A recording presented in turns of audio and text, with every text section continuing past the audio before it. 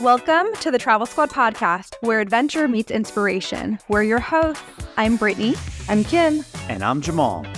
Together we explore international destinations, hike epic national parks, and share unforgettable travel experiences with you, one passport stamp at a time. Our mission is to inspire you to travel by showing you how you can make it work no matter your budget, schedule, or experience level. We bring you along so that you can laugh, get excited, and start planning your own trip.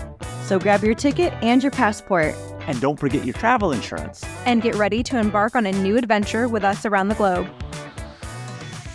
Hello, fellow travelers. Hey, squaddies.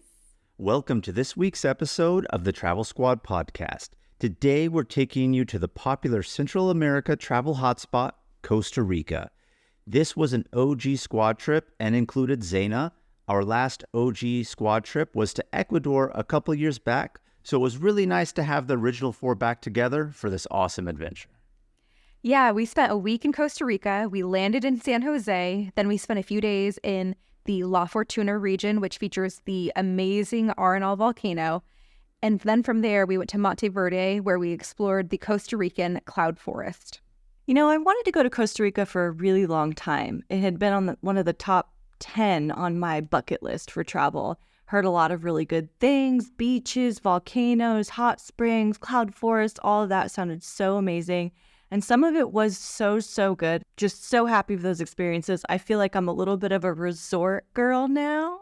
Because you're getting old. You know, I'm going to agree with Kim, because did I not say on this vacation, especially, and we're going to get into this further into the episode, the resorts and hotels that we were staying at were like really nice. And I was telling Kim, like, I'm so agreeing with you now with the travel style that you've been saying that you've been a part of for 3 years now. Just take it slow. Like, yes, we were adventurous and I'm still all about that, but I need some time too to enjoy the luxury of the resort places that I'm staying at. Take it slow, just enjoy the ambiance. So Kim, I'm gearing towards your style now. And now that we're like 2 out of 3, we're going to be like pushing Brittany to really follow that for our squad trips in the future. Not going to happen. It really depends on what you do. And for this trip, we were able to lean into it really well. So we took this trip in April of 2024.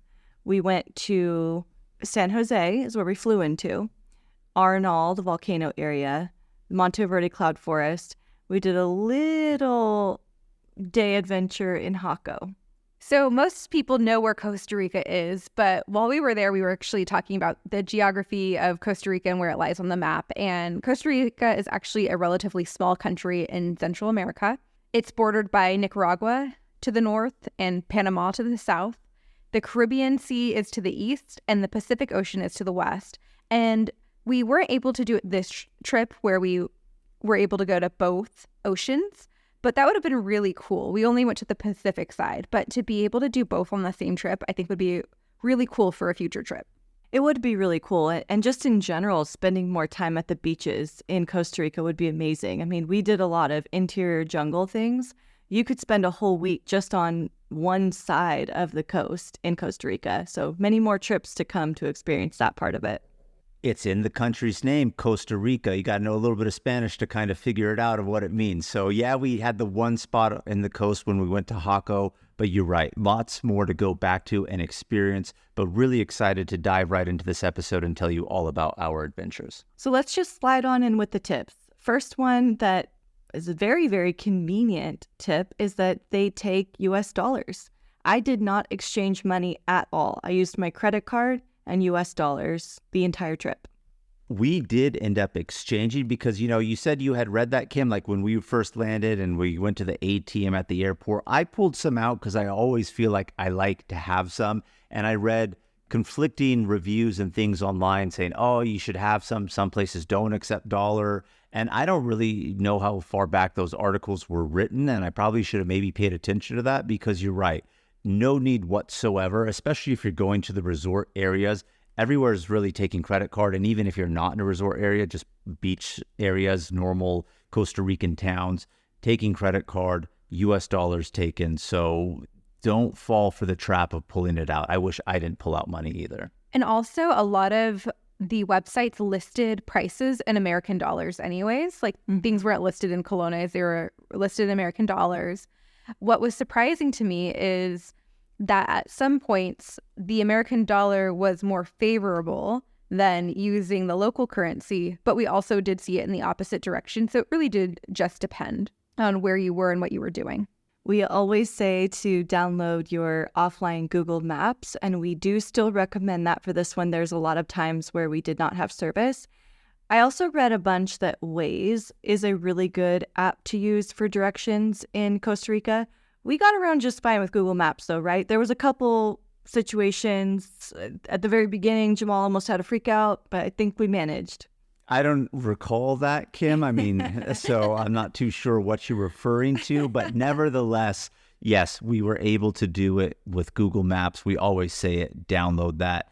But like we kind of mentioned before, geographically where Costa Rica is, therefore it's going to be humid. So drink lots of water, get those electrolytes in, because I could tell you what, you step outside and you may think to yourself, oh, okay, it's not too bad, but you're out there for 5 minutes, start moving, then you're like, oh, whoa, I feel this Central American heat and humidity right now. It's real. On the first hike that we did, I was like, I feel like every pore of my body is opened because of how humid and like sticky you pretty much feel. I say this in a good way, God's natural sauna right there. And you could call that the Costa Rican cleanse, but we'll talk more about that. Yeah. Well, while you're on the subject of Costa Rican cleanse, one of our very top tips is to bring antibiotics to avoid the real Costa Rican cleanse. We all got a little food poisoning on this trip. We're going to go ahead and blame Jamal's request to go to the market. I said we'll get into it. I just need to defend myself now. I mean, I said I wanted to go to the market, but I never said that I wanted to eat there. You guys, being the ones that get hangry, were like, well, we're just here. Let's just eat because we can't wait till we get back. So, a little bit of blame to go all around, if I must say. Being the way that went down. But well, when we get to day one, San Jose, we'll delve into that a little bit more. But bring antibiotics. No jokes aside, bring antibiotics.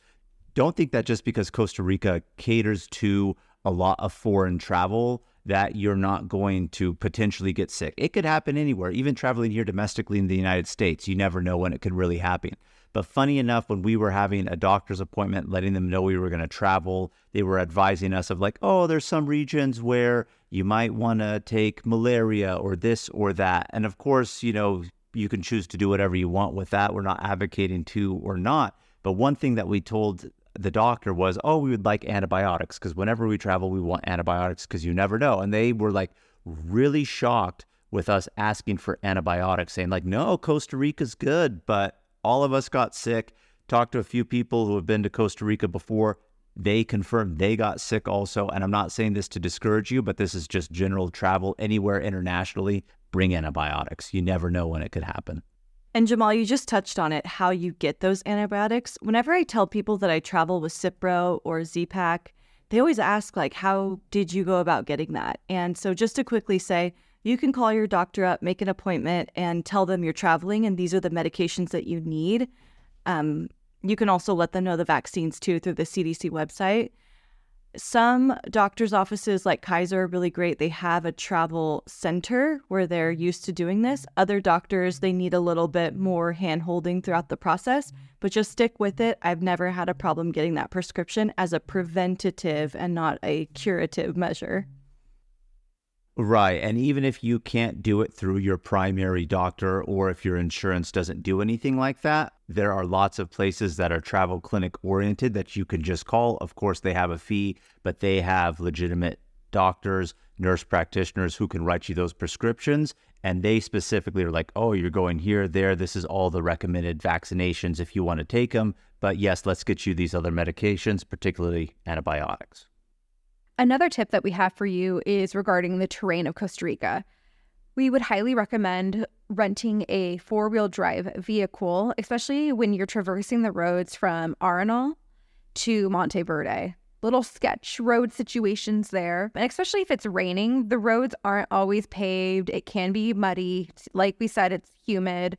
So I would highly recommend having a four-wheel drive vehicle. And while we're talking about vehicles, we also recommend to never leave any valuables in the car. If you can, try to check into your hotel or leave your luggage at the hotel before venturing out to your other activities that you'll be doing. Hey Squatties, let's talk summer vacations for a minute. Summer is just around the corner and Thrifty Traveler will help you find the best flight deals for all your summer vacations. Thrifty Traveler is an online platform filled with tons of travel inspiration, resources to book travel with points, credit card point strategy support, and their premium service finds the best cash and point flight deals daily. If you're looking for a good deal on flights for your upcoming summer travel plans, then you need Thrifty Traveler Premium. And right now they're offering Travel Squad podcast listeners $10 off their first year subscription. Just go to thriftytraveler.com/premium and use our promo code TS10 to get $10 off your first year subscription and start discovering your summer flight deals today.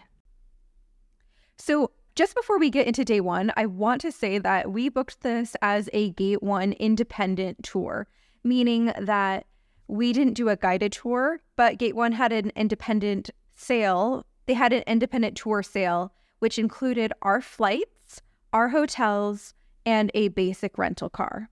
With the basic rental car, we upgraded to the four-wheel drive vehicle for another, let's say, $120.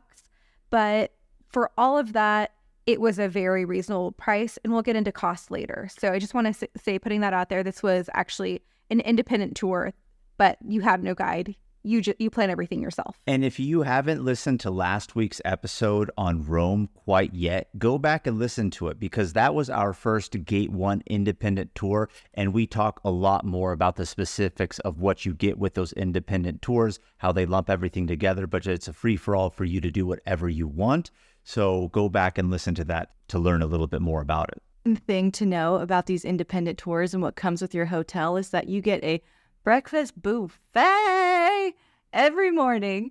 Well, a Day 1 typical fashion, even when you're on a guided tour, breakfast every morning. And yes, on these independent ones, they put you in hotels with breakfast every morning. You know we love it and we're going to rep it real hard. So we all took a flight to Costa Rica. Jamal and I started in LA, and we actually met up with Zena there, who flew from Northern California. And then from there, we took a flight from LAX to Houston. Kim met us up in Houston. Mm-hmm. And then we all had our flight together from Houston to San Jose. And we landed at, was it 10 in the morning? Like 10:30 in the morning. We had a red eye. Our flight was 1 a.m. out of Los Angeles. So by the time we landed in Houston with the time change, getting to Costa Rica, it made for a long day simply because of when the flight was. Kim, coming from Austin, she, the night before, flew to Houston. So she woke up early in the morning, but still in Houston. So, you know, she didn't have as rough of a day as us, I will say. Oh, I had an amazing night. There's a great hotel in the Houston airport. You don't even have to leave at all. You just take the tram. I had robes, I had wine, I had room service. It was amazing. So after our flight, which I slept hard on that last flight, like so hard that Jamal took a picture of me and one of my eyes is like partially open. That's a good one. It's going on the stories. But then we picked up our rental car, and then we just wanted to have a day at leisure. We were at a really nice hotel. It was a DoubleTree, and they had a swim-up bar that had Kim's name all over it. They had lounge chairs. They had a hot tub. They had a restaurant. So we wanted to relax because we had a busy day. But Jamal was on a different page. Jamal wanted to go to the Central Market. Well, so let me just preface this whole situation by saying the flights were into San Jose. It's the biggest city that's in Costa Rica. Most flights will get you there at a good time or multiple options to go ahead and land. And so that's where our tour was. Kim was real hard on not really wanting to do much, if anything at all, in San Jose, because with all respect to it, it's just a big city. You could even Google this online. You're going to see a lot of people saying, oh, you know, San Jose, there's not really much to do. There's maybe stuff like on the outskirts of Close National Park that might be best. But one thing that when I was doing research that came up was like, if you do anything in San Jose, do this. And it's go to their Mercado Central or Central Market. And it dates back to 1821. So that's how old it is. It's filled with food stalls, souvenir shops, It's just an everyday local market. I wanted to go check it out just to say, oh, we did like one thing in San Jose. But like I mentioned earlier, the girls get hangry. They can't go with like an hour and a half, 2 hours of just holding off from eating. So when we went, they were like, well, we're out. Let's just kind of eat. I wanted to go to the market. The girls wanted to eat. We ate. Food was bomb. It was. I don't think anybody disagreed with how good the food was. It was really good. We even left talking about, oh man, that shit was good. You wanted to go back right away. We are pretty confident that is what gave us the code. I said, when we're back in San Jose, I would eat here again. Now, I said that before we all got the cleanse at a different point in time on the trip, but we are all thinking that this is what did it right here. But I will say this. In San Jose, if you have time to kill, go to the market. Just don't eat food because we think that's where it happened. But cool to see, nevertheless, if you're kind of into that local market vibe that you get at a lot of places when you travel. Well, if you want me to give my opinion, I got to be honest with the squatties. I would recommend you fly into San Jose and you leave to whatever other destination you're going to as soon as you can. You can go by the market and you don't need a lot of time there if you do want to see it. It is old, so that's pretty cool. But I would recommend going to whatever beach or Arenal or Monteverde, wherever you're going next, just get out of San Jose and go there. We did, however, make the best of our time there. Yes, I would say the reason why we stayed there is one, is we had a hotel booked there, and two, we started our flights at 1 a.m. We didn't know how tired we were going to be when we landed, and if we had a several-hour drive in us. We had it. But you're not driving. I could have. Well, you know what? In hindsight, I mean, I think I maybe could have handled it, no doubt. But when you say we had a hotel there, that just goes back to the point of, hey, the Gate 1 independent tour, they have you just be like, oh, you're landing in San Jose. You've already traveled. Let's not push you through the ringer. Here's your hotel. And it was a great hotel. We really loved the hotel a lot. Enjoyed the swim-up bar, got a few cocktails, lounged out in the sun afterwards. By afterwards, I mean after the market. So we really did enjoy it. But what Kim is saying rings true, and I don't disagree. If you're doing this independently of yourself, and by that, not a Gate 1 independent or other company independent, if you land at a good time, don't have a red eye, and you think you want to drive about 3 hours to your destination, it might be advisable to do that. So day 2, that was the day that we were heading from San Jose to La Fortuna, which is the area with the Arenal Volcano. So to get to that area, they say it's about a 3 to 4 hour drive, and it depends on a lot of factors. It depends on the traffic, it depends on the roads, and it depends on if you make any stops in between. So we woke up, Kim allowed us to eat breakfast at the breakfast buffet. And right when we were done, we hit the ground running, packed up the car, and we left. Why Brittany says Kim allowed us to eat breakfast at the breakfast buffet is because there are some hot springs, more particularly a hot spring resort that we were all excited about, but Kim wanted to spend a long, long time there. So with everything else that we had planned that day, plus with the drive, like pre-trip, Kim was like crunching it, like, I don't know if we're going to have enough time. Like, we got to leave this early in the morning. We might have to skip breakfast. So, Kim was like very gracious and said, oh yes, we can have breakfast this morning. So we did have it. But we did start driving really, really early in the morning. Our first stop along the way to Arenal was going to be the Parque de Zarcero, which is a topiary park. And what's really cool is it's this nice small town along the way, and it's really just a public park. But for whatever reason in this city, they decide to make the park topiaries. And it was really cool, just a nice, pleasant stop along the way. They have a beautiful church that's at the top of the hill, right at the top of the park there for you. And they do have a bathroom, so this is a really good spot to use the bathroom too along the way, but worth the stop to get the photos of the park. Really unique. I don't think I've ever really been to any, if at all, like a few amount of public parks that may have like topiaries like this. I don't think I've ever seen anything like this. They have topiary arches that lead up to the church, and then on the sides there is topiary shrubs that are in the form of animals. And then on the other side there was like a tiny little park that we had a lot of fun at. We were just on this like seesaw thing for a few minutes, just living our best life. Well, I think Zaina was the one who saw the seesaw or teeter-totter, and She was like, let's get on it. And it wasn't just a teeter-totter, it was a four-way teeter-totter. So like, you're going back and forth, but then you have the it going in the opposite direction with everybody. So we let our inner childs out at that park and had fun on the teeter-totter. I would say that was pretty fun. So from the park, we drove straight to La Fortuna. La Fortuna is a small town in Costa Rica. It's northwest of the capital, San Jose, and it's known as the gateway to Arenal Volcano National Park. So Arenal is definitely the focal point. You can see it from everywhere in town. There's a lot of national parks and preserves that you can go to that have really great views of the volcano. And then around this area, there's rainforests, waterfalls, and hot springs. So once we got into town, we went to our hotel, we dropped off our luggage, and then we went out for a hike. Yeah, we did the Mirador El Silencio hike. And this is in a little national preserve area, or is this actually part of the national park? Because I know they have preserves attached to the park. Do you remember, Brittany? I think it's a preserve attached to the park, but it's also separate. You're right. Well, that's what I mean, because, there's the national park, then the preserves touch the park, but they're not part of the national park. So I really couldn't remember. But nevertheless, this is a really cool area. It gives really incredible views, cheaper, less crowded than certain other areas that we were doing our research on. It does cost $10 per person to hike this.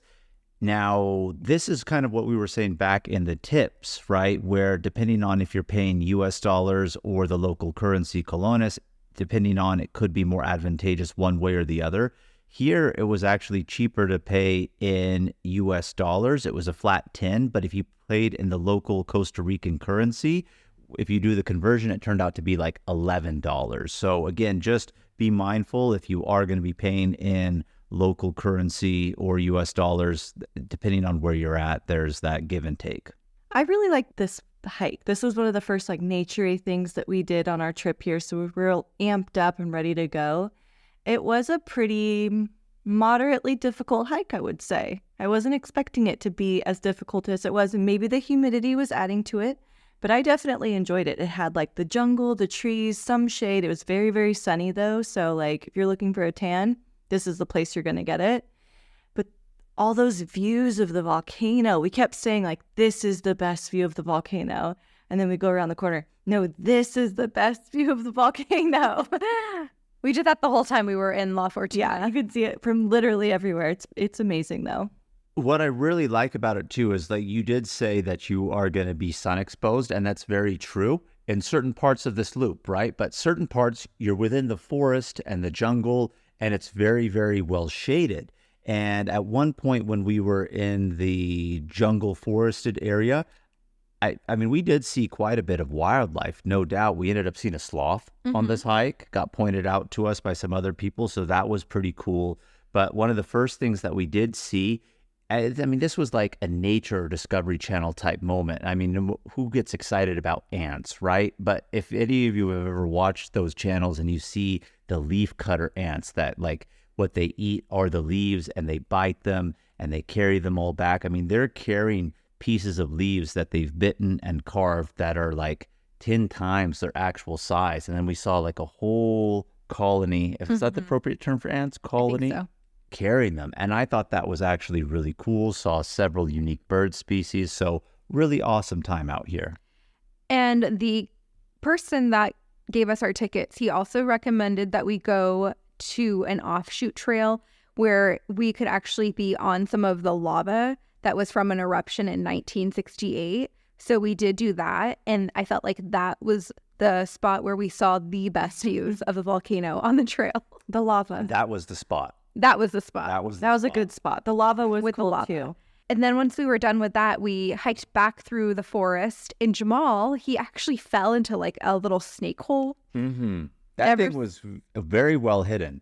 I literally lost my entire foot up to my knee, probably in that snake hole. And I got out of it so fucking fast, really fast. I was actually quite impressed with myself. I got out before I realized what happened. I mean, I knew what happened, but it wasn't I'm in a snake hole, let me get out. It was just oh my God, I need to get out. That was a fight or flight mode. I don't think I've ever really experienced one till then. And that was that. So Kim, after the hike, why don't you tell the squatties what we did next?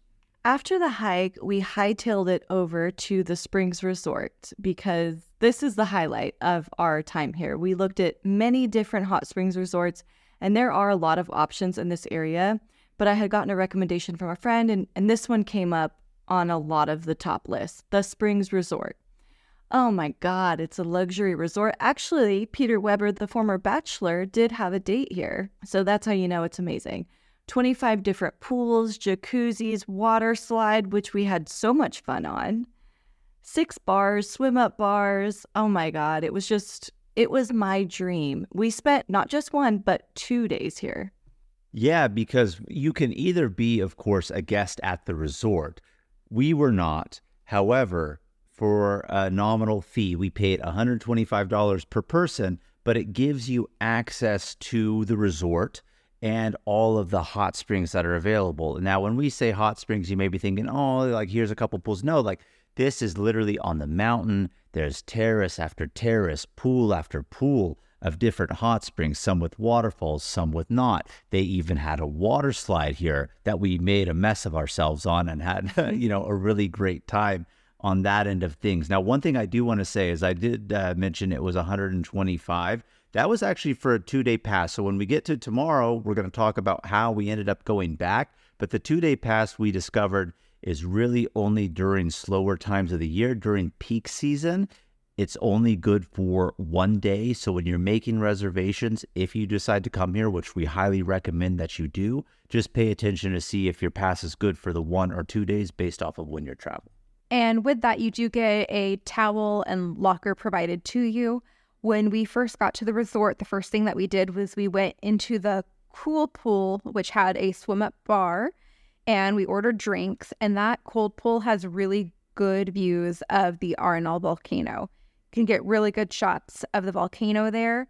Off to the side of that pool, there are some other hot spring pools and then like a really hot jacuzzi. Those also have really good views of the volcano. So if you're looking for your Instagram shots, that's where they're going to be. We had a really good time just for a few hours, just kind of drinking, exploring the property, getting into a whole bunch of different pools, doing the water slide. And then we got hungry and we don't want Kim to be hangry. So we just went ahead and ate on site. But what I'll say is it was a really nice restaurant that had a patio that overlooked the volcano at sunset, and it was so beautiful. I would highly recommend eating there. In fact, we had planned for it just so we can spend as much time as possible there, but we sat up on the dinner restaurant. We actually waited till 5 p.m. for dinner to start because of their menu. We sat right on the edge of the balcony. We watched the sunset. It was just a magical evening. And I want to throw out just how lucky we are because the 2 days, and granted, today is day 1 in Arenal, and of course we haven't gotten to day 2 yet, but the 2 days that we were there, clear skies, could see 100% of the volcano unobstructed. There wasn't a cloud anywhere to be seen. Everyone was telling us how lucky we are, and of course, a few of the people that I mentioned earlier that confirmed that they ended up getting a little sick themselves from their time in Costa Rica. Lots of people go to Arenal, and they said, no, like, we never had a day where the volcano was fully exposed for us to see it. So I feel like we got really, really lucky. And I would maybe say like April might be a good time for you guys to go if you want 100% unobstructed views of the volcano. Well, the day we left, it was starting to get a little cloudy. I think April's a great time to go. One, because of the views, right? And there was that cloudy day. But more than that, there were no crowds. None of the tours were sold out. There were hikes where we were the only people there. And it's very in contrast to what we had heard about Costa Rica, where things sell out or it's really, really busy and crowded. Like, that was not our experience at all. So I would recommend April. Yeah, you actually had a friend recently go, and she wasn't able to do some of the things she wanted to do because the tours were all booked up and she hadn't really booked in advance. And I felt like while we were there in April, had we not booked a single thing in advance, we would have still been able to do everything we wanted to do. Side note real quick before we move on, because I know we're all Bachelor and Bachelorette aficionados, and you mentioned too, Kim, how Bachelor Pete, Pilot Pete, as we like to call him, he had a date here. This is where he infamously, I think, busted his head on the golf cart. Yeah. It was where he messed up his head at the golf cart. I think this is where they stayed. Like, that's where they stayed. I don't think it was just a date. I think they stayed there. possibly, sure. but nevertheless, Bachelor filmed here. So, really nice The resort. Kardashians were also filmed here as well. Oh, I did read. Look at that. Interesting. But I want to just say at the end of the night, we learned something about me. We learned that I can do a mean handstand in the water. And we also learned, and we've always known this, but the George Washington always is a gateway drug into handstands. What do we mean by that? The George Washington? You mean the Martha Washington? Yeah. Oh, Or is it the no, George I'm going to be a George Washington. You're going to be a George Washington? Well, why don't you tell everybody what you mean by that then, Kim? Because this was the first time I learned that expression. Wow. Yes. Well, me and Brittany have been doing that since 8th grade. So we're in the hot springs after dinner. We're just having so much fun playing around in the pools and really letting out our inner child. It was a great day for that.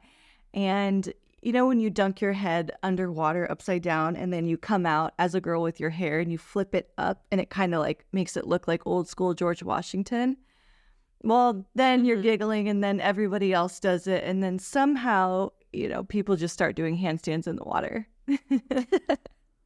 And so we learned that I'm really good at handstands in the water and it should probably go on a resume at some point in my life because who knew I had that skill? We probably did them for like an hour straight. Yeah. It was that much fun, no doubt. But that was pretty much our experience this night at the Springs Resort.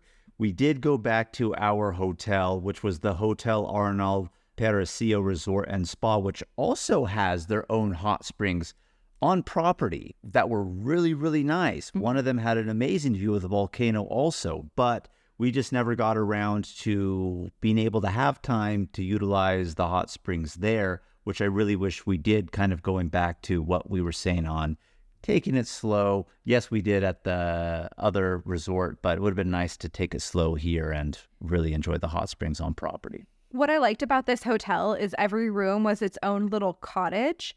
So no rooms are touching each other because you're staying in an individual cottage. And every cottage had a porch with a view to the volcano with like 2 rocking chairs on it. Really nice. Mm-hmm. What I didn't like about it, though, was the bathroom situation. It was very hot and steamy. It was just humid. There was no airflow to the bathroom. So, yes. So when we got back to the hotel, this is when I learned that I got the Costa Rican cleanse. And I was up for half the night, but I didn't want that to stop me from enjoying the next day. So I took some antibiotics and probably a sleeping pill, and I tried to power through to the next morning. The next day, we were going to do the Hanging Bridges, which is a famous attraction in the Arenal region. It hit you at night, Brittany. In the morning is when it hit me. But since you were leading the pack, I just popped those antibiotics and was right there with you, powering through. It's crazy, they all came in at different stages. Mine didn't come in till a little bit later, thankfully. So I thought, oh no, poor Brittany, you mentioned it, but you were preemptive with the antibiotic, just kind of cutting that out real quick. So we were able to kind of have a successful morning here. We went to the Sky Adventures Arnold Park. And again, like Brittany said, this is where they have the famous hanging bridges. I feel like this is one of the more popular things to do in Costa Rica. It's $44 per person. Now here they also have like zip lining, sky tram, so you can do all that stuff too, of course at an additional cost. We only did the hanging bridges with hike. We started around 8 a.m. and it took us 3 hours to do this. And before we kind of just get into the hike, of course, we kind of mentioned starting to have a little bit of a rumbling tummy. Some of the coolest nature bathrooms ever experienced on this trail right here, I thought was really cool. You're feeling sick, or if you're not feeling sick, hey, they have a bathroom spot for you in the middle of the forest, clear glass, looking out into the jungle. Actually really cool. I thought that was awesome. What did you ladies think of that experience? I enjoyed that view quite a few times. Well, beyond the bathroom view, when you first check in, there's a really great observation deck and it overlooks the volcano and Arenal Lake. So definitely check that out when you check in. Then along the hike, you're hiking through the rainforest. It's really nice. We crossed, was it 2 hanging bridges? They're really long. One of them was like 775 feet long. and they're about 230 feet high above the forest floor. So you're seeing the whole canopy, the rainforest canopy of the area. We even got to see a sloth hanging on a tree from one of the hanging bridges, was really cool as well. Zaina with the good eye on that one. She found that one. Which is funny because Zaina doesn't have good eyesight. I know, but she found it. And what's really funny about the sloths is they blend in so well. You know, I know sloths are abundant in Costa Rica, but I really thought it was going to be one of those things like, yeah, they're there, but are they really also there? But then we saw one probably on each hike that we went on, and they're really hard to find, but it makes me think how many more were there that we missed because they camouflage so well. Mm-hmm. So then we also crossed a second hanging bridge. We went by a observation platform and we hiked down to a waterfall. So those were kind of the highlights of this hike. I took it pretty slow this day. I did stop and sit a few times just because I wasn't feeling my best, but we powered through. And like Jamal and Kim said, the bathroom views in the middle of the jungle were amazing. And I just felt like it was a really good hike. I know, Kim, you said like this wasn't your favorite activity with everything being said and done, but I do think a lot of people can appreciate the hanging bridges. And a lot of people come to Costa Rica and the La Fortuna area just to go see the hanging bridges. I think if you go into it with that perspective, you will enjoy it. In my head, I thought hanging bridges and that we were going to be on bridges the whole time. But I would say it was probably, 20% bridges and 80% hiking. Mm-hmm. But weren't there bridges that we couldn't do because part of the trail was closed? Yes.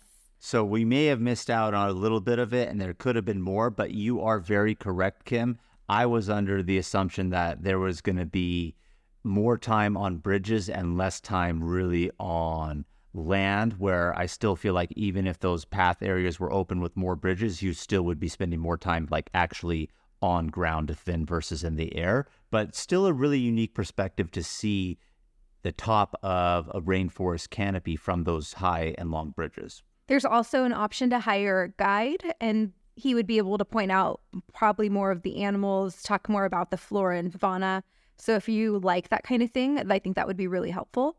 We just did our own self-guided hike, which allows you to see more of the park than if you're on the guided hike. But from there, we dropped Zaina off at the hotel because she wasn't feeling great. And well, she started not feeling great after kind of the heat got to her a little bit. But let's not forget, she was just talking and inhaled a bug in her mouth, and she made the weirdest sound of like trying to cough it up and like a burp at the same time. Then she needed to swallow, and then she couldn't even swallow the water and spit it up. We love you, Zaina. We're not making fun of you, but that was a good, funny moment that we got a laugh out of once she recovered herself. But I think that plus the heat exhaustion was kind of getting to her a little bit. So that's why we dropped her off, because she didn't want to do what was next on the docket.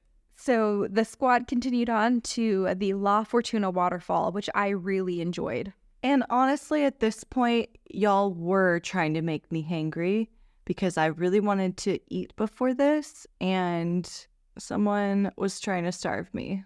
Is this when you asked me if I could see a convenience store, can I stop? And you asked me in the middle of nowhere and got upset because I didn't stop at the non-existent convenience store, Kim? Or was that another time? No, I think this is it. Oh, this was, okay. I think it was another time. So I think Kim had multiple hangry exposures on this trip, which again... starving me the whole time. Like, Brittany kept saying, 2 meals per day. And I'm like, why? So you admit then it was you guys who wanted to eat at the market because you were hangry. I wanted to eat before we went to the market. I think that's what happened. Point being, Kim was hangry, but we still enjoyed the Fortuna waterfall, yes? Yes. Kim, tell us about getting down to the waterfall. The La Fortuna waterfall has about 500 steps down to the waterfall. It's not actually a hike because all of the steps are cemented. It's through the forest, but it's not really a hike. Stairs. You got 500 plus stairs to go up and down. But down first. Down first. So you walk all the way down and then you're at the base of the gorgeous waterfall. The waterfall is 70 meters high. You can first see it from this observation deck just front on, and then you go down a little bit more and there's all these rocks you can sit on. You can get in the water and swim. It is really cold, but lead by Jamal's example and just jump right in. Well, I didn't jump right in. I appreciate you saying that, Kim, because usually I pussyfoot around when it comes to cold water. We know I don't like exceptionally cold water, but we were down here and I was like, no, this is a great area to swim. Like, I'm really going to regret if I don't get in. We all kind of like dip our toes in and we're like, this is exceptionally cold. But I was like, this is a once in a lifetime experience. I got to get in. I got to discipline myself. I've been applying for Survivor, trying to push myself and tell myself, oh, I could do these things in certain situations. So Jeff Probst or any casting directors, if you guys are listening to this, I mean, just like bring me on because I'm ready to play. And I was like, I'm on Survivor right now. I got to get into this cold water. And I don't think if I didn't get in, you ladies would have gotten it because it was really cold. But once you get in, you know, you get acclimated. But it is cold, cold water. I think what makes it so cold is you're walking down and it's really humid. It's really hot. But when you're down there, you're so far down that the sun's like not directly hitting you. So even though it is like humid, you're just not getting that direct sunshine. So you're just naturally a little bit colder. But I would like to point out this funny part where we were at the observation deck, and there's two of them. There's one where at the very top before you start hiking down, where you can just like overlook and see the waterfall. And then there's another one once you get to the bottom where you can see the waterfall straight on that Kim was talking about. And Kim looks down and she goes, is that lady? Is that her bare ass? And we see this older lady. She is pants off completely, bare ass, swimming around in the waterfall, living her best life. It was so random because she had on a t-shirt swim top and took off her swim bottoms to go bare ass swimming in the waterfall pool with like tons of people, families, everyone around. Well, I know the tons of people, okay, yes, too, but she was with a significant other because then there was another older couple that they were like clearly with. Don't know if it's family, don't know if it's friends, but she was just real comfortable and like she was underwater, right? From, of course, the waist down. So we were really trying to discern like, whoa. Are our eyes playing tricks on us? Like looking through the water? Is she just really wearing kind of like flesh colored swim bottoms? But then she got out like, no, she's straight bare ass. And she started putting on her underwear without a care in the world, sitting on the rocks with everybody looking around her. Good for her. I hope I have that type of confidence when I'm in my like 60s or 70s or however old she was. Will I do that? No, but I hope I have that confidence though, nevertheless, at that age. So to get into the water, you do have to traverse over some rocks. It's really rocky in this area. And the rocks on the shore are pretty slippery, so just be careful. So hiking sandals, great, makes it easier. And then when we were done with the actual waterfall itself, there is like a creek or river where the waterfall flows off of. And there's a whole bunch of rocks and boulders in that. And it's a little bit more shallow and easier to get to. So I laid out on some of the rocks in that area. But it's a good area just to like hang out and just relax a little bit. And then we worked up the courage to hike back out, which we actually wasn't as bad as we thought it was going to be. No, it wasn't. We just powered through. I think it went by pretty quick. They say 15 minutes down, 30 minutes up, but we got done well before 30 minutes. But granted, you know, we do hike. So I would say that, you know, 500 steps seems daunting, but we were able to handle it. But to Brittany's point of where she said, you know, once you get to the rocks, it's really slippery. Be careful. We did not mention the day before, time number 7 or whatever it was, going down the water slide. I was getting out of the hot springs pool and I stubbed my toe. And not only just stubbed my toe, lifted my toenails to the point that it was actually like bleeding pretty well. And it healed itself. I rallied through it and I was like, all right, you know, I'm just going to do my thing here at La Fortuna Waterfall. And then I get out of the waterfall from swimming. And then I slip on those slippery rocks and re-stub that same toe and have it start bleeding again. So that was not a fun experience. But point being, it is slippery down there. So do be careful because you can very easily fall and hurt yourself. From here, we picked Santa back up. We went back to the springs. We had dinner and we soaked in the hot tubs and just kind of pool hopped. Went into all of the pools we didn't get to go into the day before. This is where that 2-day pass came into play. I mean, we really did enjoy the springs, and minus just the hot spring experience, I really do believe the hot springs with the ambiance that you get of that beautiful view of the volcano, it makes it really exceptional out here. So 2-day pass came into use here, and we really did love it. And this is where we had dinner both nights at the spring. Saturday, we got up in the morning, we enjoyed our breakfast buffet, and then we hit the road from Arenal to Monteverde. And the roads were fun, weren't they, Jamal? They were fun. Yes, it did enjoy it. You know, you start off and it's not too bad. Now, we're talking about the roads as if they're like horrendous. I don't want to actually say that that's the case, because the roads in Costa Rica are really nice, well paved, for the most part of what you could even expect to see here in the United States. Yet, for some reason, the quickest route that is available from Arenal to Monteverde, at certain points, you go from a paved road in the mountains to a non-paved road. Or if it's a paved road with lots of potholes. And that could last as few as 50 feet to as long as like 3 to 5 miles long before it's repaved again and then not. So it was just this inconsistent, like, what am I getting on these roads? But once you kind of got over the main portion of the mountains, you do get back onto well-paved roads. But this really slows you down, because I feel like distance-wise, it's actually not too far, but the way that you have to drive on the roads makes it a little bit longer to get to there. Yeah, I think it took us a little over 3 hours to do the drive from La Fortuna to Monteverde. So Monteverde is in a cloud forest. So we stayed in a small town. It was called Santa Elena. It was actually founded by Quaker settlers in the 50s. And Monteverde is at the elevation of 4,600 feet up above sea level. It's in a very lush, misty, wet, breezy, cool spot in the mountains. Immediately when we got there, we felt the temperature difference. It dropped significantly from when we were in La Fortuna. It is really humid here, though, because you're in the cloud forest. So it ranges in humidity from like 75 to 97%.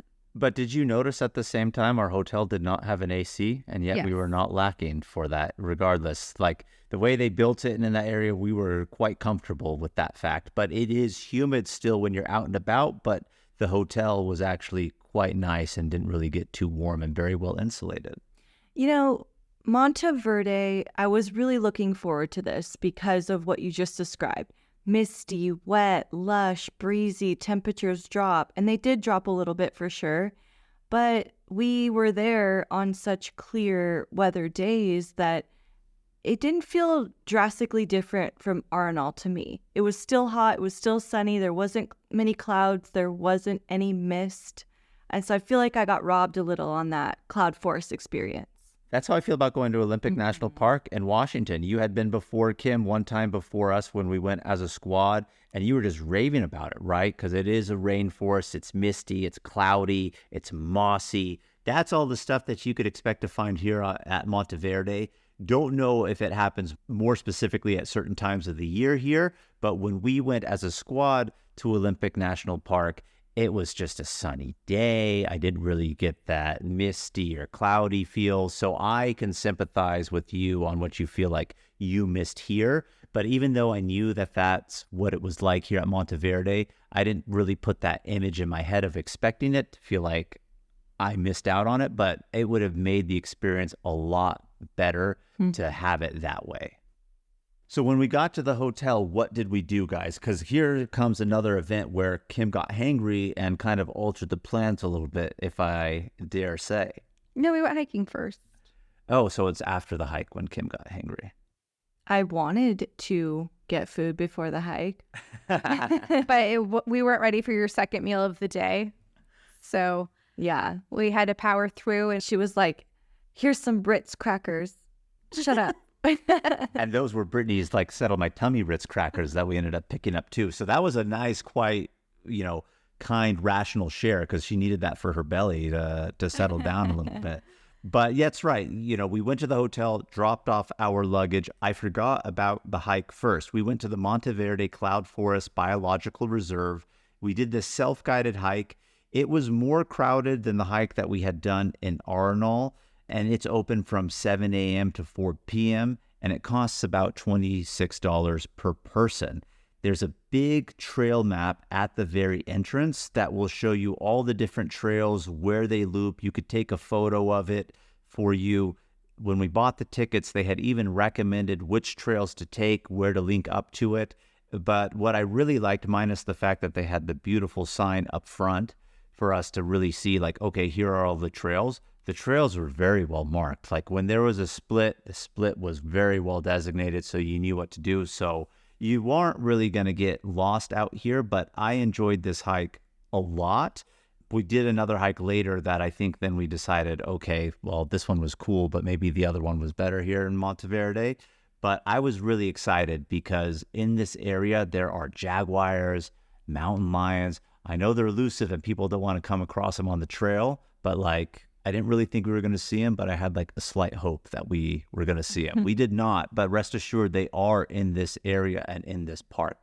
Another thing that we did not see were monkeys. We did see coatis on this trail and all throughout Monteverde. Yeah, no monkeys. That's just, I forgot we didn't see monkeys. But I don't think monkeys are like in that region, but the coatis were everywhere, which were really cool to see. But this reserve has 8 miles of trails available for you to explore with or without a guide. We did the self-guided hike, like Jamal said. We hiked the Camino Trail, and we went off on an offshoot to El Puente Trail, which had a hanging bridge. We went and saw this platform that overlooked the Continental Divide, and then we went back and we did a trail that had a waterfall at the end. So it was a cool trail. It reminded me of the rainforest a lot in Arenal, probably because it wasn't misty like Kim said, but everything is very green, very lush. When you're in the rainforest, like you can see how dense it is. Like when you look up, you can see all of the trees. So it is nice to go and be in like the Monteverde Cloud Forest. And this is actually the park where we bought our tickets in advance, right? And I know we were saying we did buy some of our stuff in advance, didn't really need to. But even though we bought in advance here, apparently this park has issues with their online reserve system. Even with our confirmation number, it said that they couldn't find it, the payment wasn't taken. And then we double checked to make sure like, oh, we weren't actually getting double charged. It didn't go through. So we had to actually buy it here again. So I wouldn't even recommend buying the tickets in advance for the Monteverde Cloud Forest Reserve. So that's that. And on top of that, they do charge $5 to park. And the parking lot is about 1 kilometer away from the trails. And they actually have a shuttle. But you can avoid doing the pay to park and park closer on the side of the road. They allow you to do that. We parked literally right up front. But the person told us, they're like, oh yeah, if you park here, there's no guarantee. Someone breaks into your car, they do this, they hit it. Whereas if you park in the parking lot, it's a little bit more well protected. So take it for that. You could do paid parking and catch a shuttle, or you can avoid the paid parking, park closer, take your own risk. We took our own risk and everything worked out to be fine. So after we finished hiking in the Monteverde Cloud Forest, we went back to our hotel. We had actually checked in earlier and left our luggage there. But we were supposed to get one room for Jamal and I that had a king-size bed. And then Kim and Zaina were sharing a room, but they had requested 2 separate beds. And when we checked in, they said, yes, that's how it was. So when Kim and Zaina got to their room, it was just 1 king bed. So they called the person at the concierge and was like, hey, we didn't get a room with 2 beds. So Kim, what did they give you? We got upgraded to a family suite. It was 2 stories. So Zaina and the bathroom were downstairs. I was upstairs in my own huge room. And then there was a second room offshoot to mine where like, I think it looked like it was made for kids. So it was a huge place. Yeah, it was really beautiful. You had a little balcony too that overlooked part of the cloud forest. It was really nice. This hotel was actually really nice in general. It's like the largest hotel in Central America. The property is a mile long. The rooms are really beautiful. We had a nice room that had a king bed. We had chairs outside with a really great view. Like Kim said, she had an awesome 2-story room that they got upgraded to. The property had like a peacock observatory, trails, zip lining, pool, a tennis court, which Jamal even tried to drive onto at one point. Well, that drive on to the tennis court was accidental. So if you recall earlier, I said, oh, this is where, Kim got hangry. But that was after the hike, which we are now after the hike. And so we had a night tour planned. a night tour in the jungle. It was going to be guided, show us the nocturnal life that comes out at those times of the day. And we were like, okay, well, we need to eat food fast. And they have a restaurant, which we were told when we checked in, the restaurant needs reservations, but we have a Quick Bites place. We couldn't find the Quick Bites place at all. Come to find out, it's just the lounge area that's by the pool. We get there and couldn't find where to park. It's on a big hill. I mean, Brittany said this property's a mile long. Yeah, it's a mile long all the way uphill. So you really can't see what's going on, especially with the jungle and forest that's all around you. So I'm going up what I think is a little bit of driveway, trying to find the appropriate building. And lo and behold, I drive onto the tennis court. Luckily, nobody was playing at that point in time. And it was a little chaotic to back out of that. That was a little confusing too. But we did not get the Quick Bites in time, and we're concerned about the time frame. So we're like, let's just try our luck at the restaurant. We went to the restaurant, which was really nice, but we were like, all right, we're just going to concede to the fact that we're not going to go on the night tour, because I don't think the ladies could have handled not eating, going on the night tour, and then having food when we come back. But I think it all worked out. We really enjoyed our time at dinner. We took it nice and slow, leisurely, got some steaks, got some wine. It was a very nice experience, and we loved it. Part of the other reason we didn't do the night tour is mostly time, but then we started looking at the reviews, and the more recent reviews were all saying that the animals that they saw were tarantulas and snakes, other insects of that nature. And I said to everyone, I don't want to see those things, let alone pay to see them at night in the wild. So I'm going to sit this one out. In hindsight, I think it kind of would have been cool, but you're right, Kim. If that's not your type of animal life that you want to see, then maybe the night tour is not for you. So that's kind of a good pointer to bring out to our listeners and squaddies here on that front. But we were talking about the hotel and how cool it actually is, the nice rooms, the Peacock Observatory, all the stuff to do on property, etc. I don't think we mentioned the name of it. We stayed at the El Establo Hotel. So I just want to mention that too. And dinner had a great happy hour from 4 to 6. Wine was either $12.30 each, or you could get 2 glasses of wine for $15. During happy hour, right? During happy hour. Or if you don't want wine, anything from their cocktail list falls under that happy hour. So really, oh yeah, they had a very extensive cocktail list. Yeah. I loved that dinner. Oh my God, I got the biggest steak with this delicious blue cheese sauce, these amazing, was it mashed potatoes that I had? Oh my God, they were so good, with some vegetables and 2 glasses of wine. I was living my best life. We were all living our best life, and we had so much fun drinking wine that we didn't want it to end, that we left the property to go to a convenience store or that was around the corner, picked up another bottle of wine, and continued to play cards, all 4 of us in the room in the evening, which quite honestly is now starting to become one of my favorite things that we do. Like when we're all traveling together, is just getting a few drinks and playing cards. I really do enjoy that. So that was kind of really our first night and day in Monteverde. We woke up the next morning, and the next morning is when the Costa Rican cleanse started to hit on Jamal a little bit. So this was the time that it started to kick in on me. Yeah, we were originally going to do a hike in the morning. However, we kind of decided to take it slow, had an easy morning at the breakfast buffet. We went and checked out the peacocks on the property. And then we booked instead to see sloths at a sloth observatory. What did you think of the sloths, Kim? This wasn't something that we'd planned to do. We kind of stumbled on it through our hotel, and I'm so glad that we did. Like seeing those little creatures up close and so many of them, and then learning about them too. I really enjoyed it. I really enjoyed it a lot too. You know, it was very informative because up at this high elevation, they only have a certain type of sloth. At the lower elevations where we're at in Arenal, they have a different species of sloth. So we were at the higher elevations, and even though this is a conservatory, they really only had that one particular species that thrives at the elevation that we were at. And really cool to see them up close, because when you see them in nature, you know, they're kind of hard to really see and to spot. And they're still sloths. They still move slow, but I feel like we got to see them be a little bit more active just because they kind of are in captivity, used to that environment, seeing people, etc. So that was really fun to kind of see them up close. When we say in captivity, all of the sloths here were rescued, and they were deemed that they weren't able to rehabilitate them. So they didn't just like capture sloths. It's not like a sloth zoo. Right. The area that we went into was the female area. We learned that in Costa Rica, it's illegal to breed sloths. So all of the males that they rescued are in a different area. So we got to see all of the females.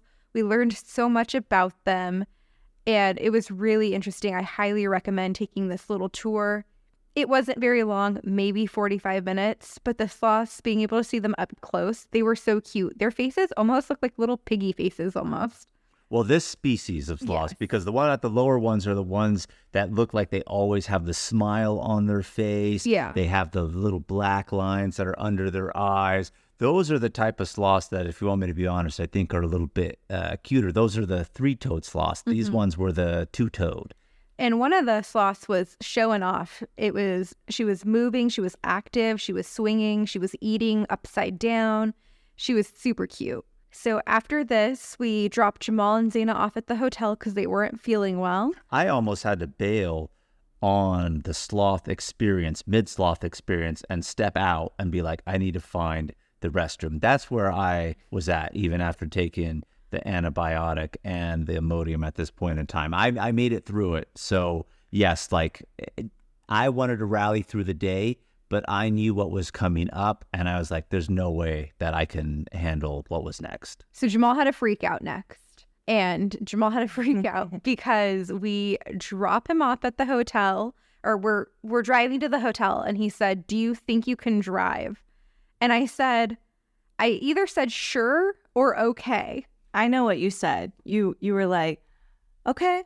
It was like you thought about it for a second, and then you're like, okay. Yeah, it was like, okay. Like I just had to think about like, okay, I am going to be driving on these roads in Costa Rica. And we had just driven a very similar road to what I was going to be driving. And I was just prepping myself for that. And then Jamal was like, you don't even know how bad I feel. And he started to freak out. I know. Full-blown freak out. I'll go. So they are about to do the El Tigre waterfall hike, which is going to take 3 to 4 hours. And it's such a tough hike out that there's an option to have horses so you don't have to hike it out. You love horses. I hate horses. 2, we weren't even planning on riding the horses at that point in time. So if there's a hike that's like, we got to possibly take horses out because it's tough and the way I'm feeling, I'm not going. But I do know at the El Tigre waterfall hike, they have a nice little area at check-in where you purchase your tickets, etc., that they have a restaurant. I was willing to sit at the restaurant and just wait for you ladies if I really needed to drive, because of course I know a bathroom is right around the corner should I need it. But I tell this to Brittany all the time. I really hate when she gives me the answer sure, and it's not even just sure. You did, but it's okay.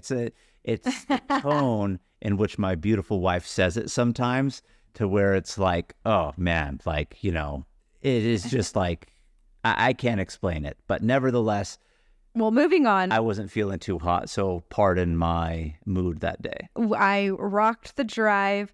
Kim and I made it to the El Tigre waterfall hike. We were literally the only people on the trail.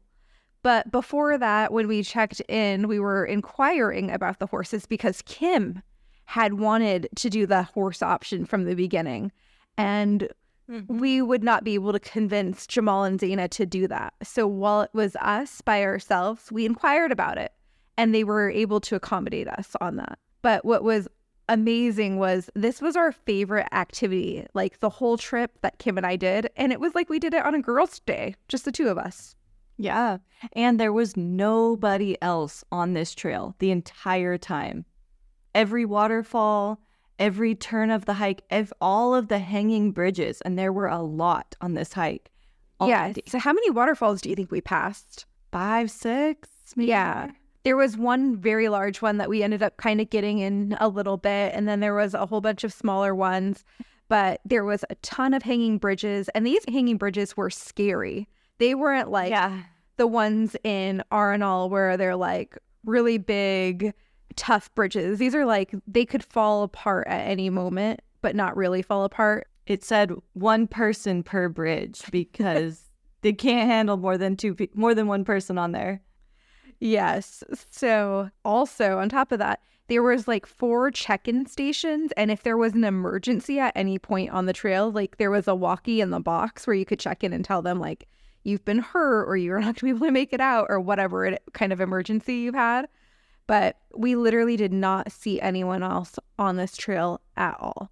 So then when we were done with the waterfalls and the hike, and we took it pretty leisurely, like we didn't rush through it. We got like really enjoyed every aspect of this trail. We made it to the area where there were the horses, and we got to horseback ride privately with one guide all the way back up to the top.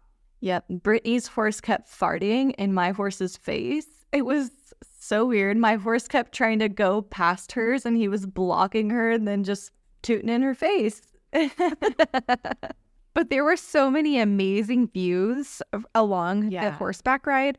Our guide would stop, point it out to us. At one point, we were even able to see the Arenal Volcano tip from where we were, which was so cool to see since it was like such a different perspective. And our guide took videos of us. He took pictures of us. He was a really good guide. Well, even though I missed it, I am glad you ladies did have a good time. But by the time you guys got back from El Tigre, my antibiotics had really kicked in, and I was a new man after my nap while you guys were hiking. So I'm actually really, really glad that I did not go because I got the much needed rest to kind of rally through the rest of the trip.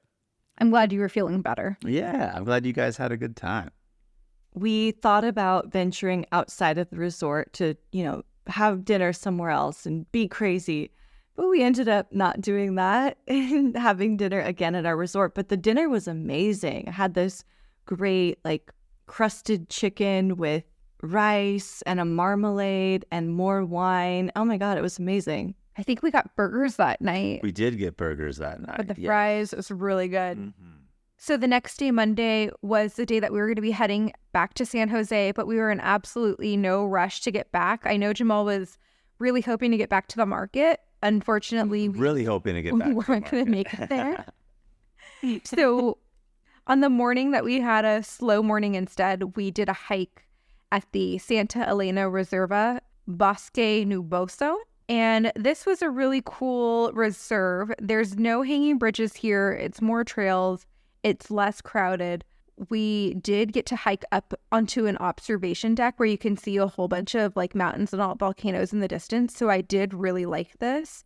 And it is part of the cloud forests. And you can just see how lush and green it is. The trees have a whole bunch of vines and plants growing up them. There is life around you everywhere, just with all of the flora there. Really nice. Yeah, like I was saying earlier, when we did this hike, I think we really all agreed, the Santa Elena, if you're really going to do one hike in Monteverde to kind of really feel the cloud forest, I would say Santa Elena Reserve here over the one that we did the day before, which was going to be the Monteverde Cloud Forest Reserve. If you didn't know any better and just did the Monteverde, you would have a great experience. But we're telling you, if you only have time for one, I think Santa Elena, or we all think Santa Elena, gives you a little bit better vibes. I would definitely agree with that. The one thing that I was a little disappointed by in this one, I guess double-edged sword here, I was a little disappointed because we had planned to take this trail that would lead to a couple waterfalls and other bridges and sites, but as we were going along the trail, we had seen a sign that said this part was closed because it needed some type of repairs. So we kept trekking on. We didn't think anything of it. And we ended up back at the beginning way before we thought we would. And apparently that closed area was the turn we were supposed to take. And so we didn't really get to see as much of it as we were planning to. I was starting to get hungry at this point, so I did not mind whatsoever. But it would have been good to know so that we could have planned maybe a different route if we wanted to.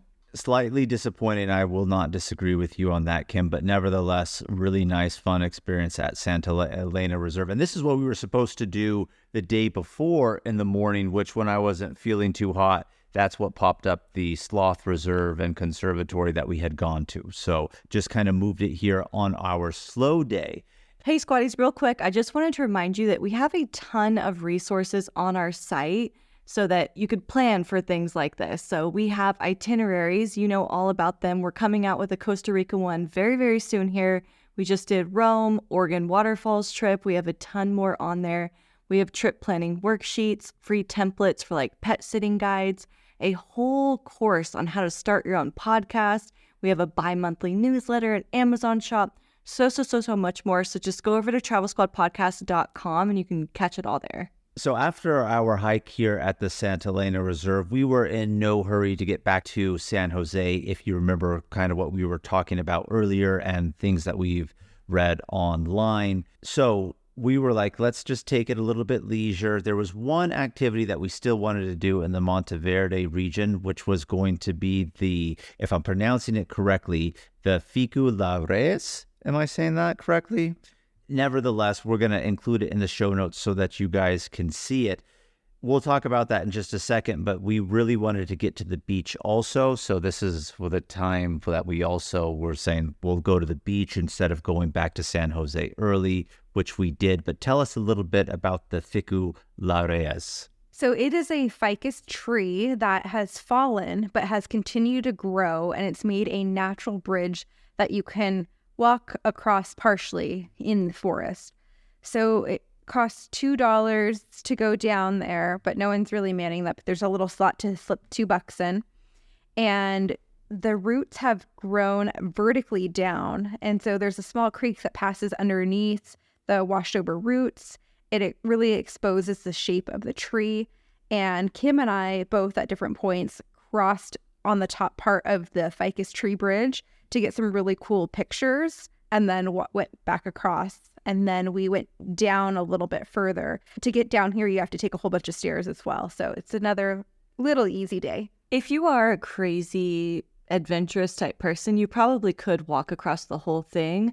But for me, a little bit of fear of heights and instability kind of got to me. So it didn't go too far.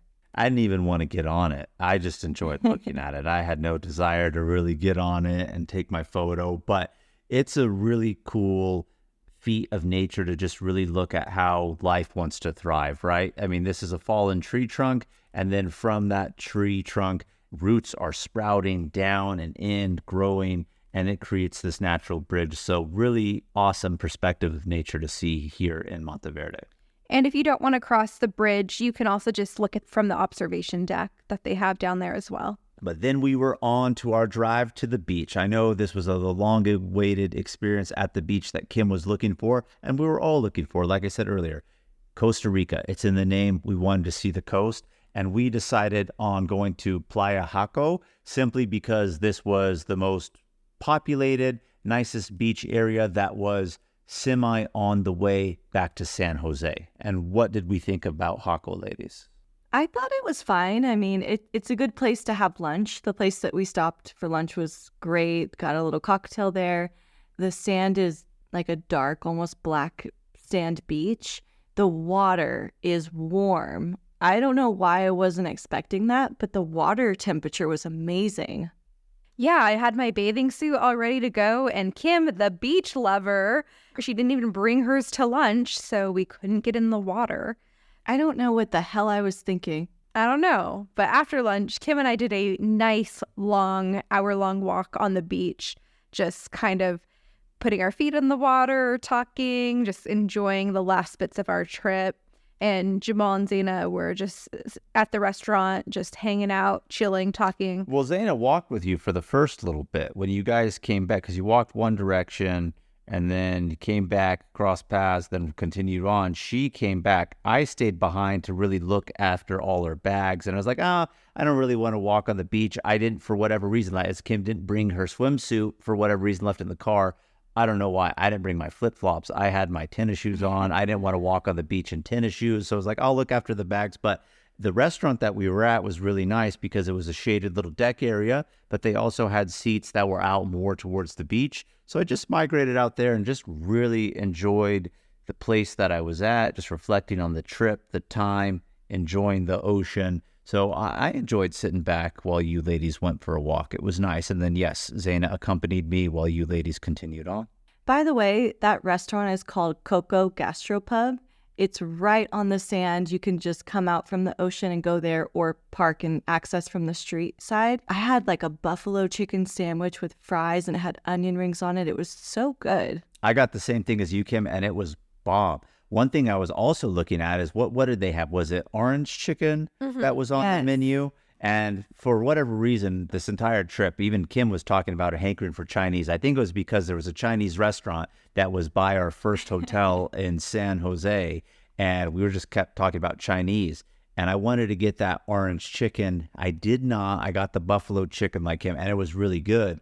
But when I had gone up to use the restroom, wash my hands, I saw them set down an entree of the orange chicken for another patron, and oh my God, did it look so freaking good. So, you know what I love, Jamal? What is that? Is the way you say orange. Orange. Yeah, you're not the first person to tell me that. I love it. Thank you. It's orange, not orange. Orange. So when we were done in Hako, we wanted to stop at a recommendation Zaina had recommended from someone she knew, which was the Crocodile Bridge. We unfortunately didn't stop, but we did cross over the Crocodile Bridge, and Zaina said she was able to spot a crocodile in the water, which is pretty cool. And if you can't tell, it's called Crocodile Bridge because when you go over this bridge, apparently there are always tons of crocodiles in this little estuary that does lead into the ocean. So we didn't see any while we were driving to warrant a stop because apparently they're supposed to be like really, really abundant. Like Brittany said, Zaina thinks she saw one, probably did. But if it was just like the one, none of us were like, oh, let's get out for one. But if there was the masses down there, like when you Google, you will see masses of crocodiles in this area, I think we would have gotten out. I think it was also starting to rain at this point. Starting to get a little drizzly. Yes, it was. So from there, we were just like, well, let's head back on to San Jose. We got to San Jose. We checked back into the DoubleTree that we were staying at the first night when we arrived. And by the time we got back, it was a little too dark to really enjoy the swim up pool again, swim up bar situation. So we just kind of decompressing from the trip, went to the bar and lounge, played a little bit of pool, got a little midnight snack, even though it wasn't really midnight, and just took the rest of the evening at leisure. Yeah, and the next morning we got to sleep in. We lounged at the breakfast buffet, and then we went back to the airport for a flight out for the evening. So let's talk costs. I know for the Gate 1 portion of things, the hotel, rental car, and flights per person was about $1,000. I spent about $800 on food, drinks, souvenirs, and I went wild at this one store. You did go wild. We forgot to talk about that. You did go wild. We made a pit stop to get some coffee, and it was a beautiful souvenir shop, by the way. And Kim made no less than 5 different transactions because every time she bought what she thought was the last thing, she found another thing that she wanted to buy. Yes, you did go wild. So about $1,800 for a week trip. I definitely could have spent less. I mean, we were staying at resorts. We were eating at resorts. I was drinking every night, not to excess, but I had wine with dinner like every night. So it could be done certainly on more of a budget, but that is how much I spent for the trip. Yeah, if you were a little bit more restrained, and not that you went buck wild like you said, but the reason why I bring up that caveat is Costa Rica is a rather, I don't want to say expensive, but I feel like a lot of people think when you travel to that part of the world, things can be a little bit less expensive and cheaper and not maybe, American prices. But a lot of the places that we are going, of course, are geared towards tourism. It's a lot more expensive. And so you can expect to pay American prices equivalent or even more in a lot of places.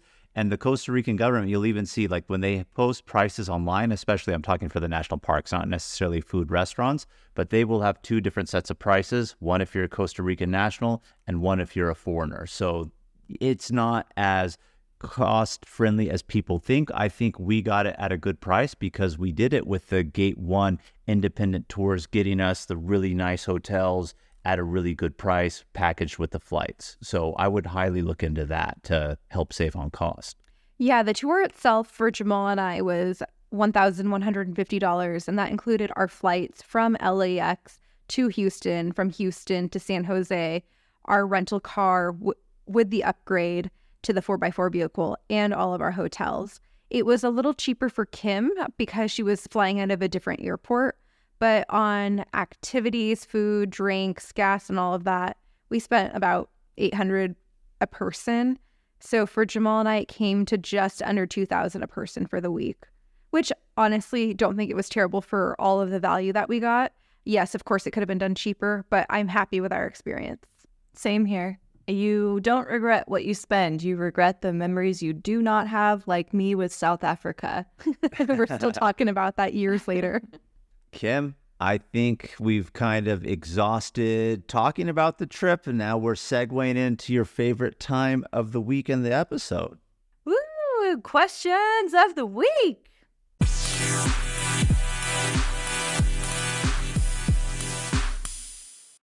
We have 3 questions coming in this week.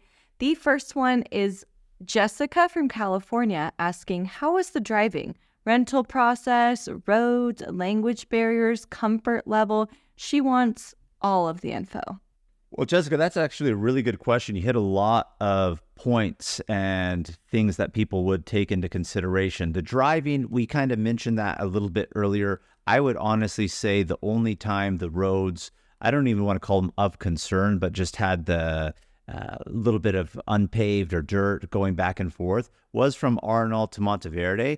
But otherwise, easy to handle when you're in San Jose or even other areas. They are well-paved roads. There are some sections, but it's not anything too crazy that you really need to be concerned, nor did I really feel like this is a crazy driver country, right? You hear when you go to a lot of other countries, crazy drivers, this, that, and the other. There's a lot of order, so I wouldn't be too concerned. The rental process was pretty straightforward. I mean, it was with our tour that we booked with Gate 1 included, but there are a lot of rental companies, so you can take your pick at any rental company that you want to do. In terms of the language barrier, hit on this several times, right? That this is a country that's geared towards tourism.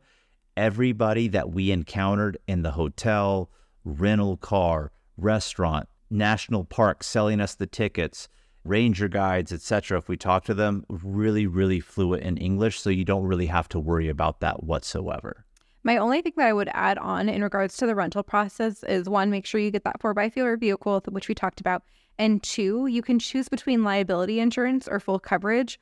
The full coverage was not that much more. It was like $100-something extra. I would just go ahead and do it. With the roads the way they are and just kind of being an unknown territory, just spend the extra money. We split it 4 ways for the full coverage and didn't have to worry about a thing. Question number 2. This is my girl, Bailey from Edmonton, Canada. She's asking a very important question. Any cockroaches or gross bugs/animals? And, Bailey, this was a concern for me too. I did not see any cockroaches. I did not see any gross bugs or animals. I was going to say the only time we really encountered bugs when we were outside of the rainforest was when we were in our hotel in Monteverde. If you open the doors, bugs could fly in, and a few bugs did fly in, but they weren't like super big or gross. Funny enough, I really thought there was going to be a lot of mosquitoes, and again, it could be the time of year that we were there. I'm not going to say that we didn't have bug spray, but it's not like we were slathering it on ourselves, every day as we have done in other locations where it's very much needed. But I was like, man, I came away unscathed with no bites. Funny enough, by the time we got home, I ended up with a few discovered bites that I think took a little bit of time to come in, but they weren't like anything too crazy. But just kind of look and see when really mosquito or bug season would be in Costa Rica, but I feel here in April we managed pretty well. Yes, we did. Cheryl from Portland is asking, what hotels did you stay in? So in San Jose, we stayed at the DoubleTree. In La Fortuna, we stayed at Arenal Volcano Resort and Spa. And we stayed at El Establo in Monteverde. And which one was your favorite? Ooh, that is a tough question. I liked the beds better in Monteverde, but I liked the view more in Arenal. I loved the Monteverde house that me and Zaina had, the 2-story. It was really cool. There was those coatis running around everywhere. I really liked that. But honestly, the DoubleTree in San Jose was just comfy, AC, and the property was like a casita. It was a really beautiful property too for San Jose. You know what's really interesting, Kim, is I really loved the view at the Arenal hotel that we were at. I mean, it was really nice. I loved just the resort in general at El Establo in Monteverde.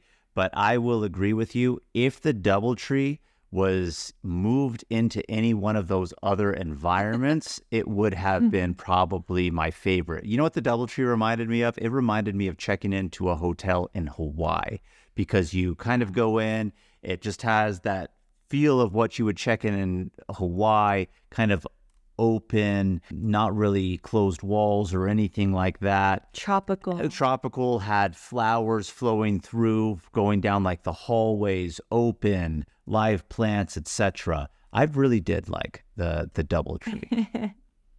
And they gave us cookies upon arrival. What's not to love? Oh, I love that. And they had a great breakfast.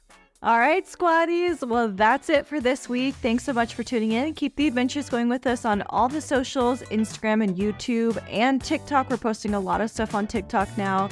And make sure to send us in your future questions of the week. If you found the information in this episode to be useful, or if you thought we were just plain funny, please be sure to share it with a friend that would enjoy it too. And as always, please subscribe, rate and review our podcast, and tune in every Travel Tuesday for new episodes. Stay tuned for next week's episode. We have some more amazing adventures and tips in store for you. Bye, squaddies. Bye, squaddies.